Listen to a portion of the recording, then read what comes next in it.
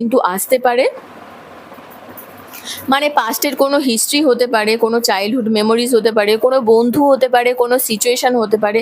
সেটা ধরুন হঠাৎ করেই আপনার লাইফে না ফিরে এসেছে। আপনি হয়তো আপনার পাস্টকে রোম্যান্টিসাইজ করতে পারেন। মানে পাস্টে হওয়া কোনো রোম্যান্টিক ঘটনা আপনার মনে পড়তে পারে। আমি বললাম না, রিলেশনশিপের জন্য কিন্তু খুব স্ট্রং কানেকশন।